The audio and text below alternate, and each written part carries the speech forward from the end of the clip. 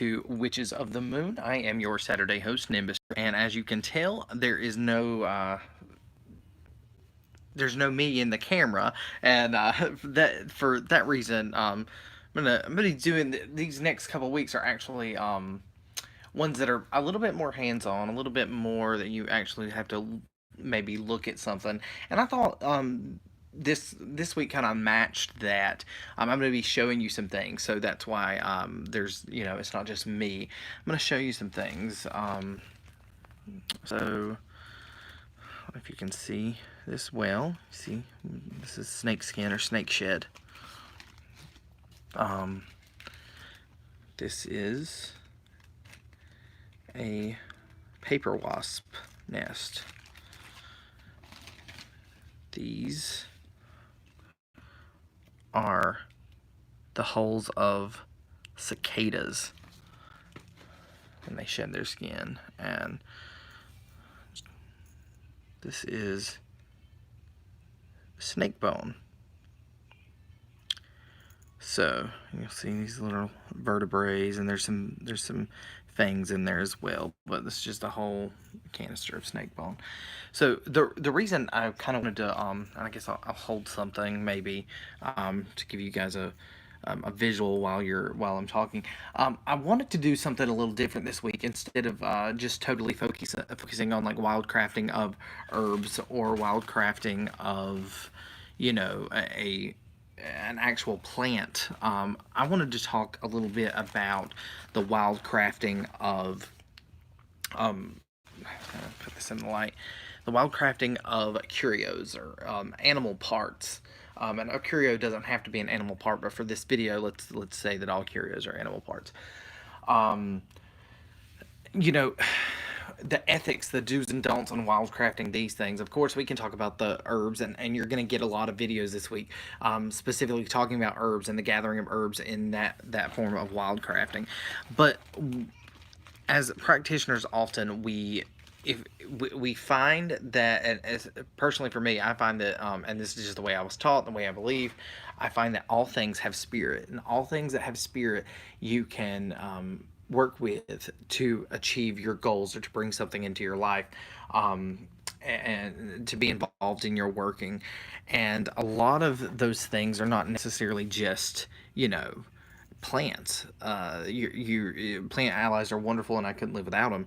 But there's often the need for other things, and this is what kind of brings into play wild crafting curios or wild crafting animal parts. So of course there are ways to kind of do this ethically. Of course, none of these animals I of course well certain things like this is a no-brainer. They remove, you know snakes remove their skin on their own, so that's kind of collecting it doesn't harm anybody. It just gives it purpose afterwards. With the cicada holes, they shed them on their own, so that's kind of an obvious. But let's discuss things like bone and nest. And of course, this is paper wasp nest, and this was one that was abandoned. I did not kill the. This is not to say I've never killed wasp. I'm not vegan or any form of that kind of mindset, and there's no real reason for me to have an issue harming an animal if I need to. No, I'm not sadistic. I don't go out to just kill animals.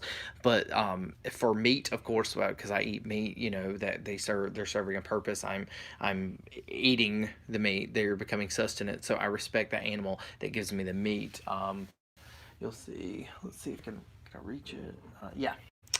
So this is a deer bone. Speaking of bone, and obviously I use it to snuff flame out, as you can see. But this was ethically sourced as well. I actually got this from a friend. This deer obviously was their dinner, and she uses all the parts. She respects the parts. She was Native American. That's a more of an ethical way to look at things. You know, we can argue the ethics of eating animals and harming plants or plants harming other animals and things like that. But I believe that spiritually this animal was respected, and to use, you know, their bone as a tool for me in my practice, I'm respecting them further, and I'm utilizing and building a relationship with the spirit of the animal that give the bone. Same way for these bones and this paper wasp nest.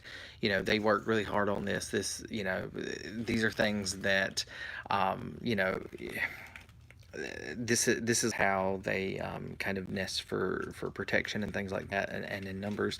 The snake bone was actually one that had died in my parents' yard. And of course, I waited until kind of nature took its course, and other animals, scavenger animals, fed on the animal, and then I utilized the bone in my practice by collecting the bone, of course.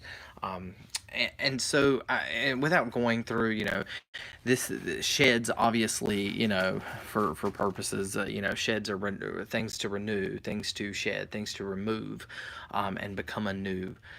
You know, snake bones for me, and deer bones in general. um, you know, this is a connection with that spirit, so I can connect with that spirit. Same way with this, so they may not necessarily be brought into it, though. Of course, these do symbolize, you know, snakes, you know, symbolize a lot of things, the things that are hidden, things that are hard to find. They are, of course, smart, resilient creatures, so it's, you know, it's easy to pull that energy into your craft. The same way the deer is agile, the deer is intelligent. It represents, you know, several spirits. So you know, the all of these things, I guess to say, they serve the same purpose as a plant ally. You can build the relationship with them, and try to be as ethical as possible. So I don't go out to kill these wasps to collect this nest. I didn't kill the snake to collect its bones, but I am giving life to something that no longer has life and no longer has purpose to work with these spirits. So that's kind of my rant on ethics and wildcrafting. Of course, you know, all of these things that you see here were wildcrafted. They came from the wild. They were not. They were collected, not. The animal itself was not harmed. So yeah. So kind of in your practice, just think about, you know, obviously we think about it's, but very rarely do you think about working with, often in my practice.